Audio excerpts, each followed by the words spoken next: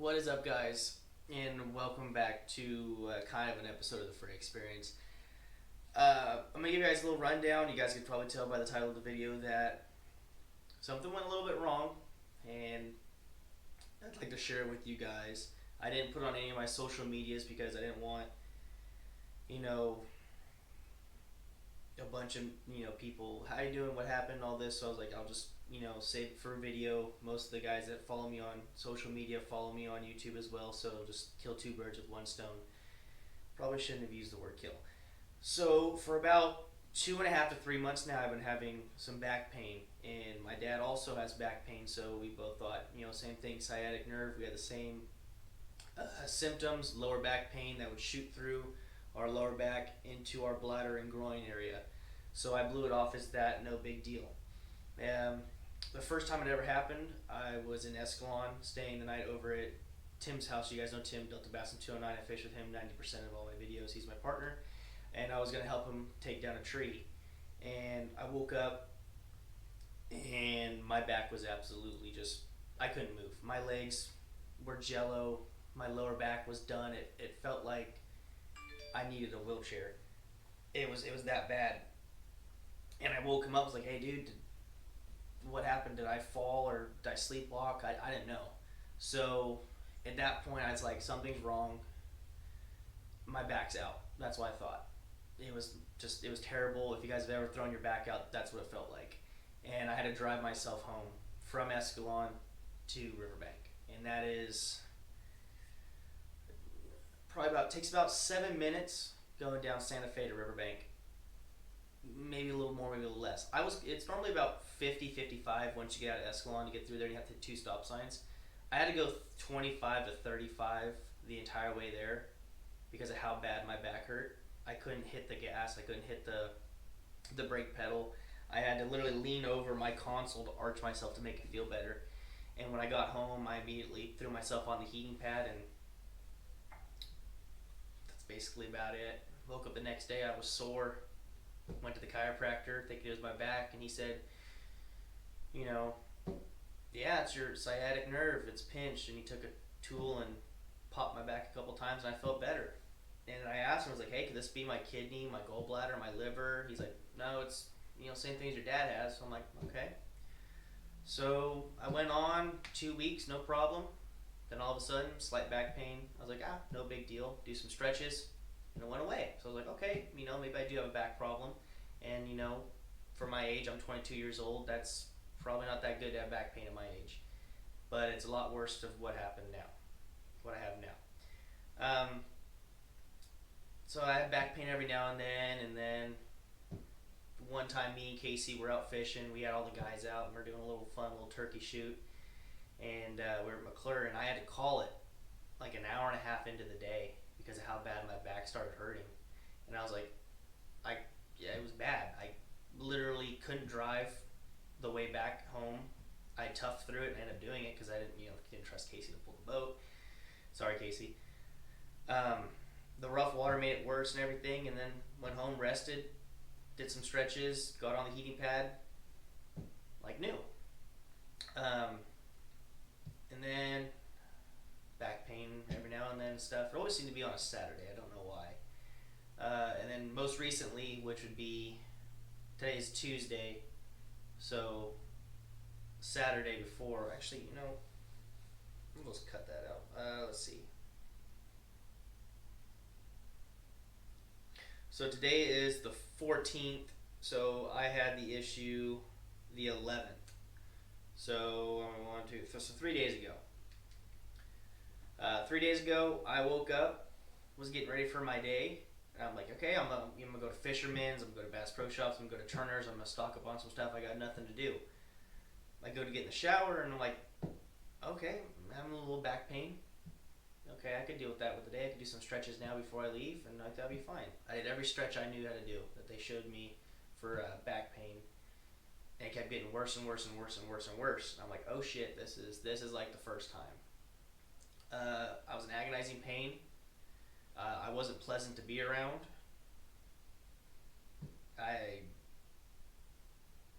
There's not much really I could do. It was unbearable pain.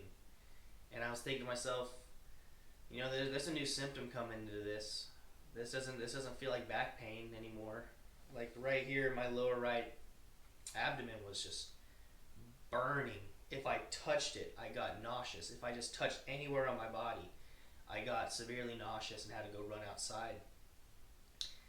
And so I told myself, if it doesn't get better, I'm going to go to the hospital. I laid down. The only way I could cope with the pain was eventually just passing out because of it. And some of you guys are like, why don't you take painkillers and stuff? And because I don't do that. I don't take Tylenol, aspirin. I don't really take any of that stuff. I don't know why. I just know I've taken it before, and it kind of upsets my stomach, gives me some real bad heartburn and that kind of stuff. So I kind of stay away from that stuff.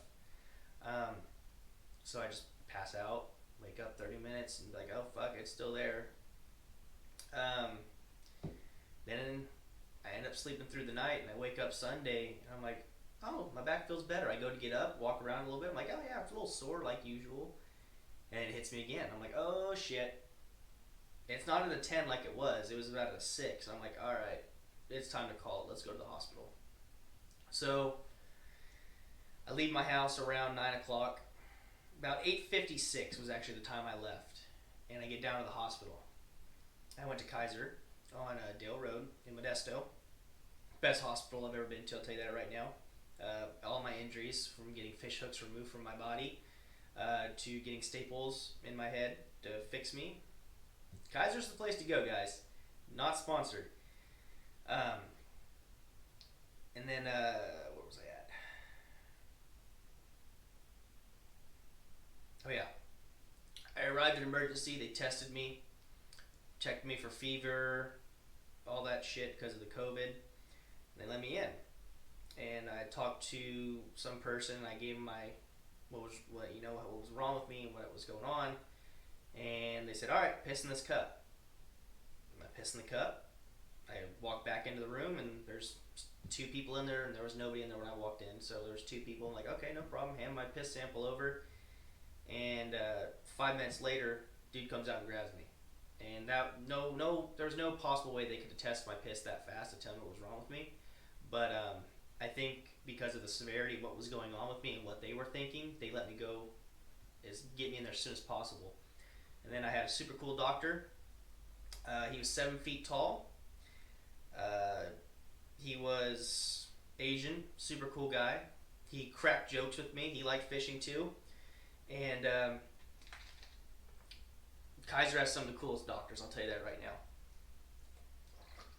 My fondest memories is the nurse wheeling me in a bed and following the doctor to go to my room that they're going to put me in, and having this doctor dip his head every time we walked through a doorway or there was a brace going across. And that was pretty cool. So I ended up getting to my room, and they set me up to get a CT scan and an x-ray. And at this point, they're thinking, okay, there's a number of things going on. Before we jump to conclusions, let's not think that his appendix is going to explode. And at that point, I was kind of thinking it was my appendix as well. So I sit in the bed, I lay down in the bed, I sleep a little bit. They hook me up to some IVs, I'm getting some fluids in me. And at this point, it's about 9:30, 9:45-ish. And that's when it hits me that, oh, I haven't eaten for 24 hours at that point, because as soon as Saturday came, I had a cup of coffee and a donut, and that was at 9 o'clock. So that's 24 hours into Sunday if I haven't eaten, and I'm starving. I'm hungry. I go that whole day without eating. I sit in bed. I get my CT scan, and then they tell me we're gonna have to transfer you to a specialist in Manteca, and I'm like, for what? And they're like, you have a 7mm stone in your kidney, and you're having renal failure. And at that point, I'm like, what does that even mean? How big is 7mm? What is this? What is this? And then the doctor, 7-foot tall doctor, comes in. He's like, we're gonna give you this X-ray to check to make sure everything else is okay, and it's not just this one problem. And I'm like, okay. I get my X-ray, I go back to my room, get more fluids, I wait 30 minutes, and then the ambulance people come in and the paramedics come in and like, hey, I'm so-and-so and I'm so-and-so, and we're going to be transferring you to the Manteca Kaiser. And I'm like, okay. I call my mom. I'm like, hey, mom, not to freak you out and all, but I told you I was going to the hospital, and I am, and I got some bad news. They're transferring me to a specialist in Manteca. And she flipped out. My girlfriend flipped out. My dad flipped out. We kind of kept it on the low, just so no one would really freak out, just in case. And when you think of renal failure, you don't think of anything. It's obvious failure. It's pretty bad. Um, and I'll get into more detail when it comes to that point. So I get transferred to the Manteca. The ambulance drivers were super cool. They cracked jokes with me. They didn't really. I was kind of out of it a little bit, but we had some good conversations. They're pretty cool guys. I'll see them around town probably, and I'll wave to them. Get to Manteca, and they're like, "Did you get tested for COVID?" I'm like, "I just had my temperature checked and some blood work and some piss work, and they asked me some questions." I'm like, "Okay, well, you're gonna get tested." And I'm like, and I'm thinking to myself, I've had buddies get tested for it and family members, and they say it's the worst thing ever. So, a little something different about Kaiser and Manteca compared to Kaiser and Modesto. Kaiser and Modesto puts their COVID patients on the second and third floor and leaves the base floor and the ones above for non-COVID patients. Manteca doesn't do that. Manteca, from what I overheard from my 8 hours of being there, was that they let them go wherever they needed because they had so many. So with me not being tested, they don't want to put me in an area where negative patients were. They didn't let my room and then a COVID patient and a surgical patient and another. They wasn't like that. They tried to keep all the COVID people in one area so that they would have a bunch of people in hazmat suits and all that stuff walking around. So I had to get tested to keep me in the little thing going around. Hold on, I'm getting a phone call. Okay. So, I don't know if you guys know, if you guys have gotten tested by COVID, you're either going to say, oh, it wasn't that bad, or it was absolutely terrible. So, I'm outside in a, what are those things that they put you in? The carts that they put you in a paramedic ambulance thing. I'm in that thing. And I'm in 2 blankets, and it's 103 degrees outside, and they got me in the shade, and they're making sure I'm perfectly fine. They're like, hey, are you hot? Are you cold? I'm like, dude, I am freaking freezing. It's 103 degrees outside, and I got 2 blankets on, and I don't know what's going on inside me, but I'm freezing. So they kept me in the shade. They did this. They were all cool. And then I get in the hospital without being tested. And I'm like, I thought I was being tested. They're like, they just told you to go inside. So I wonder if they got everything transferred over from Modesto to Manteca, and they're like, okay, this guy needs to get inside. I get inside, get in my room. No nurse saw me for about an hour and a half. The only way that they would talk to me is through cell phone, so they would call me. Then a nurse would come in and check me for COVID. Well, they take this big old long metal rod like this with some like foam at the end. Tell you to open wide. They swab the back of your throat, and I got the worst gag reflex in the entire world. And I start coughing and choking. She's like, you okay? I'm like, no, you just shoved shit down the back of my throat. I didn't enjoy that. And she's like, well, here comes the worst part, sweetie. Takes my head and leans me back like this. And I look at her in the eyes, and I'm like, I swear to God, if you shove that in, yep. She shoved it straight down my right nostril to the back, swabbed my brain, it felt like, pulled it out, and then just shoved it right in the other one, no warning. And that one felt like she was scratching my eye. She pulls out, like, okay, you're good. I'll see you in an hour. And I'm like, no one's going to tell me what's going on? Why am I here? You going to explain to me what's wrong with me? At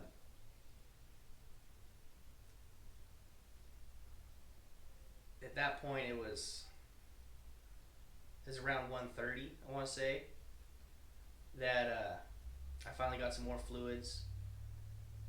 And then the surgeon came in and told me what he was going to do. And that's when he explained to me, so I'll explain to you guys.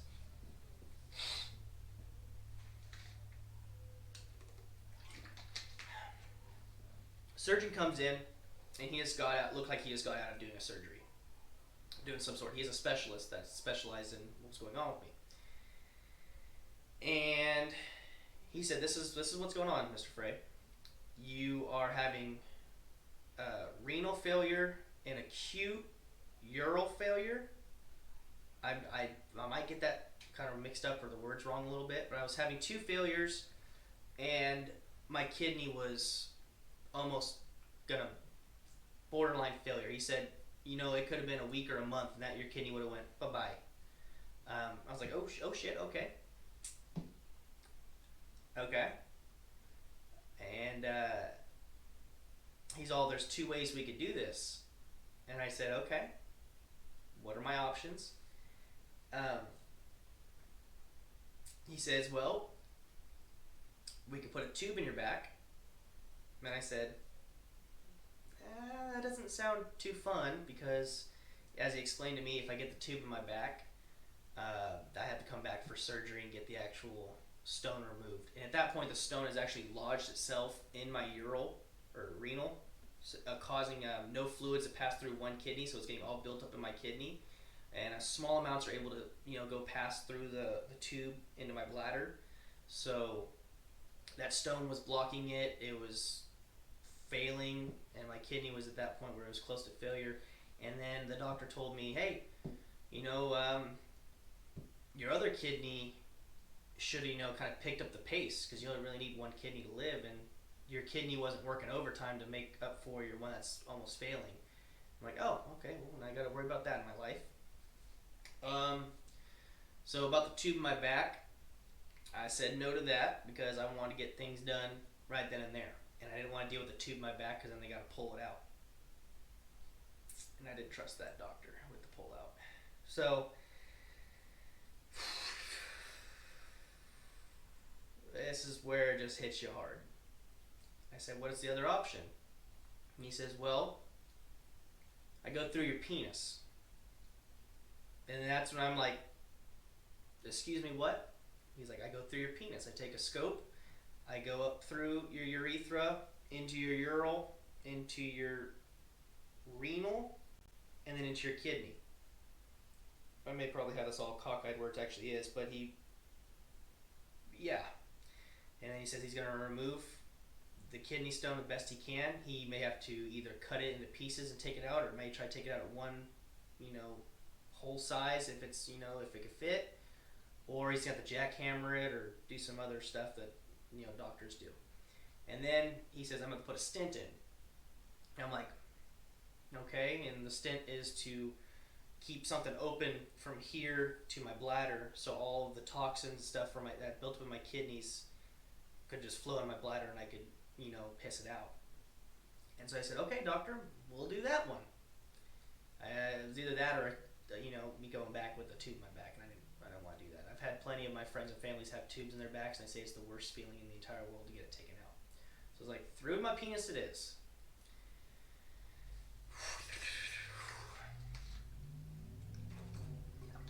And so, as the doctor was leaving, I said, hey, doc, what kind of caused this? He says, well, a lot of foods can do it. The doctor says, he said that he has kidney stones as well because of his diet. He eats a lot of spinach, a lot of berries, and a lot of nuts. Apparently that's high in some acid and sodium and salt or whatever that could cause it. But he said the main thing is water. And that's when it hit me. I was like, well, I don't really drink a lot of water like I probably should. I know on some days I'll drink a shit ton and sometimes I don't. When I'm out on the water fishing, if you guys are on the water fishing, you're, straightforward thinking about fishing. You're not thinking about water. You're thinking about that next bite, that next cast. And so I was like, okay, well, I do eat a lot of nuts and berries. I don't eat a lot of I don't eat a lot of spinach, but I do eat healthy. I do actually eat pretty healthy. So I was like, okay, well, apparently I need to drink some water and cut out some stuff out of my, my life. So got to make some changes. He says I'm extremely young to be having kidney stones. I said I can fully understand that. He says the average adult normally starts getting around 29 with their diet. So I was like, okay. So I had to make some changes, and I plan on doing that.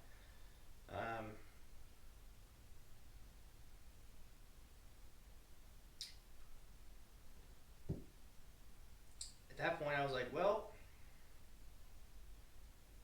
I guess I gotta wait in the bed for a little bit longer. I stayed in the bed from the time I got to Manteca to my surgery. And my surgery kept getting pushed back because more people came in with more severe problems. I was number 2 on the list as soon as I arrived, and when he came in to talk to me, it was my turn. Excuse me. Oof. When he came to talk to me until what was going on and my surgical options, that was, I was going to go right then and there. But he left, and then 2 people showed up in an ambulance or whatever.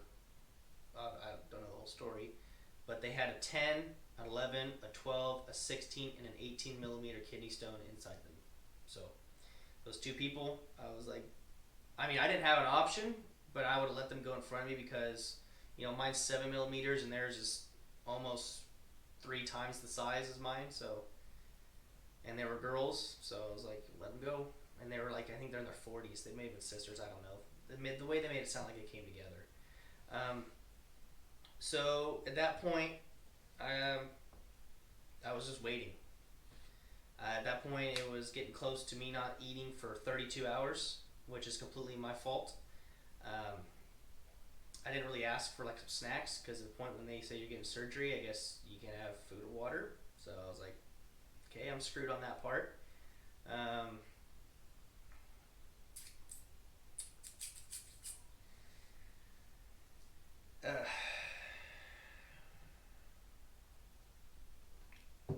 tried to sleep best I could. It was definitely a train wreck at Manteca. They had a lot going on. They were overwhelmed and understaffed. That's all I heard all day. I felt so bad for them because,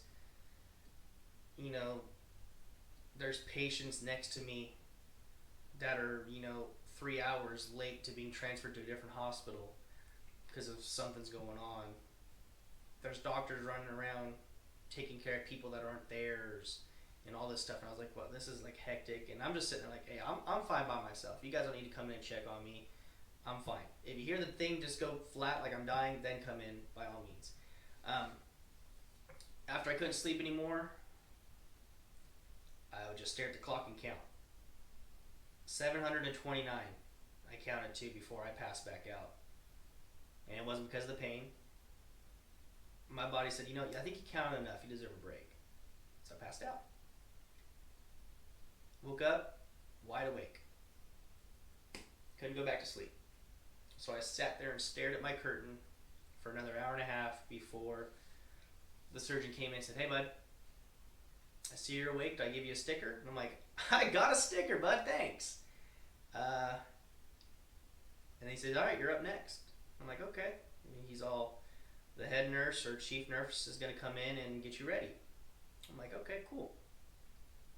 He's all, I'll see you in a little bit. And then you're going to go talk to the anesthesiologist, and then we'll have you on the table and ready to go. And at that point,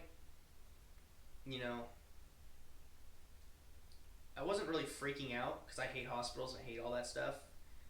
I wasn't like freaking out. I was like, for me to get better, I have to go through with it. I have to. So I had my mindset like, I'm going to go through with this. I'm not just going to walk out the hospital. And I thought about that a couple of times.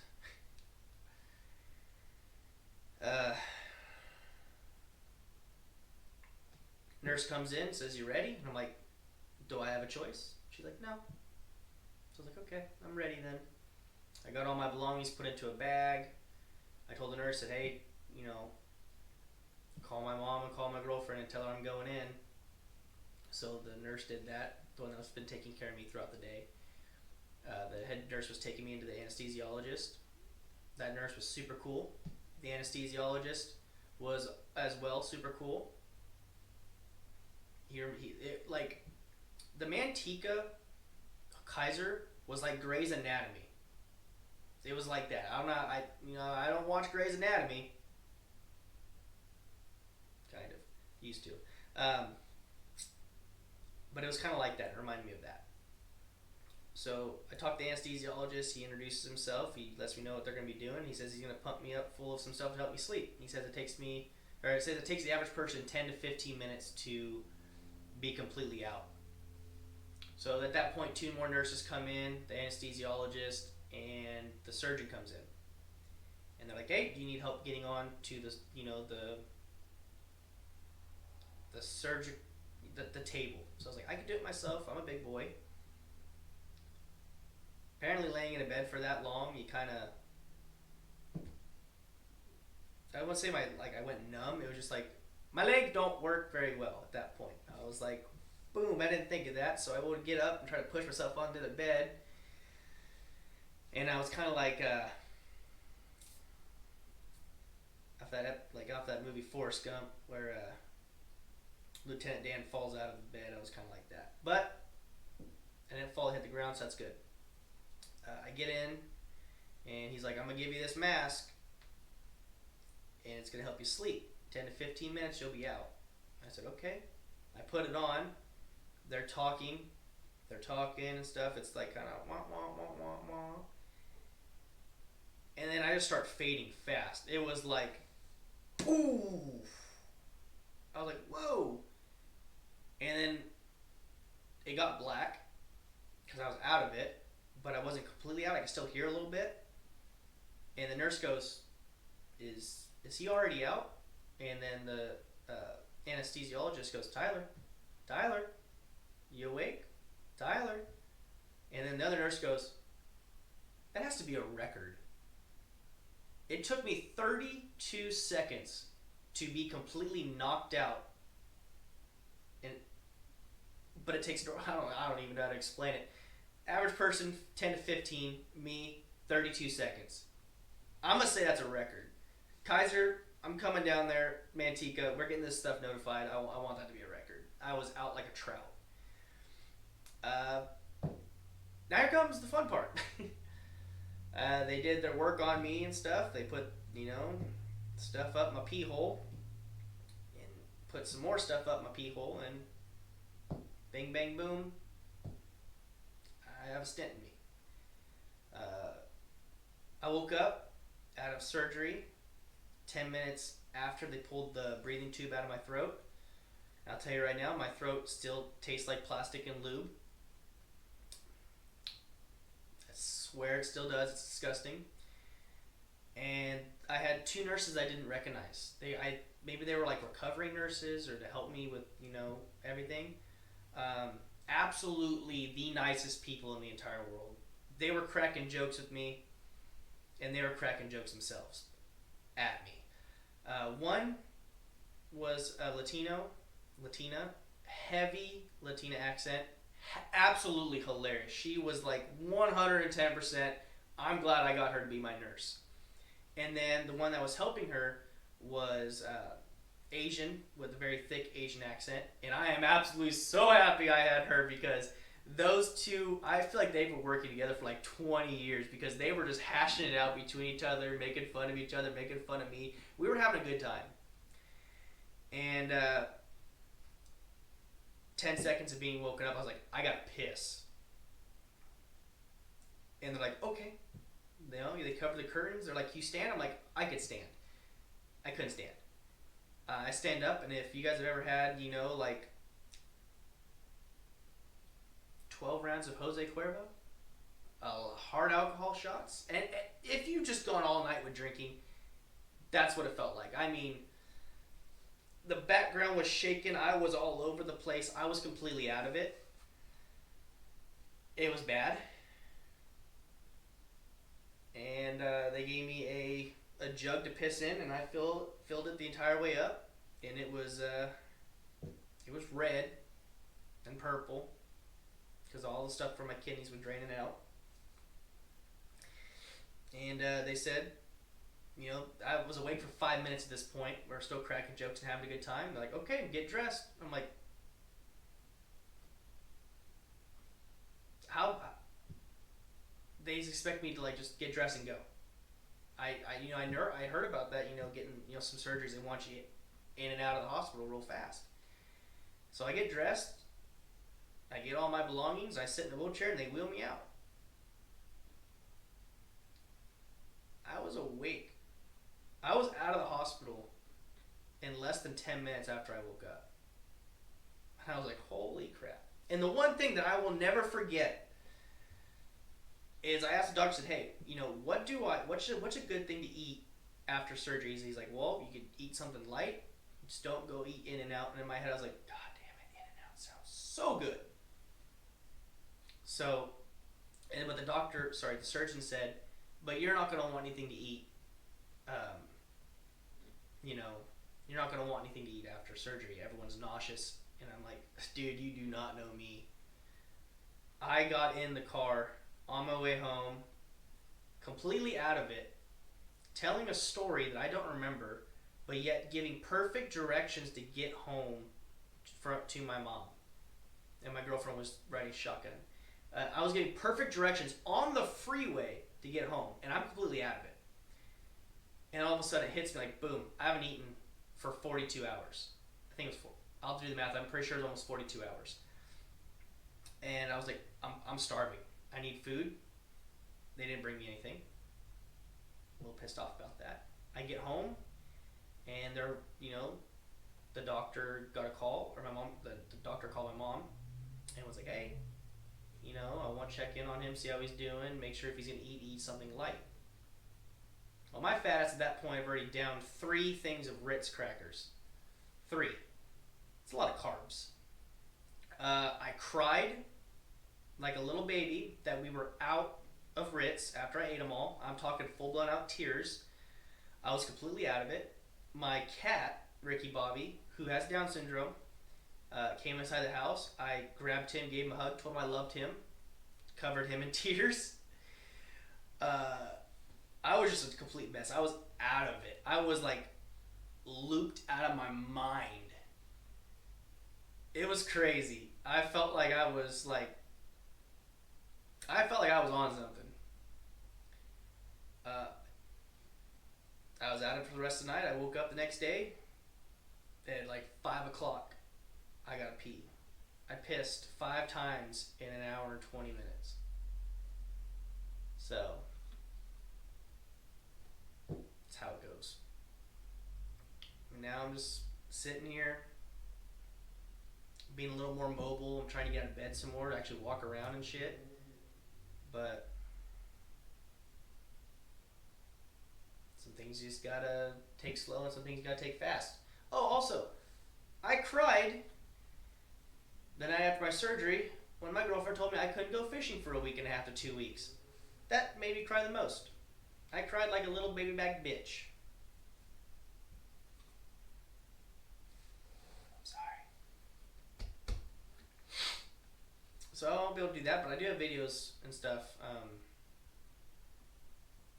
ready to be uploaded and stuff for you guys. So it's not going to be like 2 weeks without me posting. I got a couple videos I can post, and they should be fun. I got some of Los Manos and Comanche and stuff like that. But if you guys made it this far, you get to hear the best part. Here's a Cinco. See how there's some braid sticking out? That's what my penis looks like. I have braid coming out of it and stuff like that. So come Monday, I have to take said braid and pull out my stent. Let's get rid of that, and we'll get rid of that. Got to pull out this stent that goes from my kidney into my bladder. I got to pull that out. So stay tuned for that, guys. I'm not going to show me pulling it out, but I'm gonna go to the bathroom and leave the camera outside filming the door, and hopefully it comes out. If it doesn't, I'm gonna be screwed, and I'd go back to the hospital where they're gonna have to go back through my penis and pull it out. So basically, what I basically gave you guys the entire rundown. I probably missed a few things, but they're probably not that important if I missed them. All I could say is guys, drink water and watch what you eat. I'm not trying to brag or anything, but I see myself as pretty good shape. I'm 5'9", I'm like 5'10" now. I weigh like 152 pounds. 156 pounds of sex appeal and twisted steel, as I used to say. And I thought about myself as pretty healthy, and thought I was invincible. I guess I was wrong. Everybody thinks they're invincible. But this stupid freaking liquid that we need right here If I would have drank more of this, I would have been fine. So what I'm trying to get from me to you guys is drink more water and kind of stay away from certain foods, because I don't wish this pain on my greatest enemy. It hurts. You know, every time you move around, you could feel it. You could feel the stent. You could feel your kidney. You could feel everything. You could feel the string coming out of my penis. You could feel that.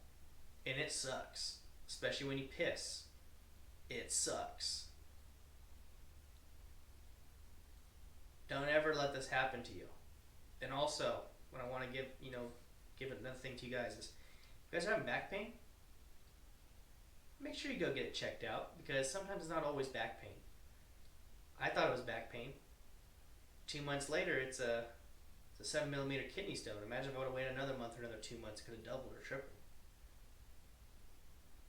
And I would have had complete renal failure and kidney failure, maybe even some other stuff. So, that's about it. I'm going to go back inside. I'm going to go finish my movie.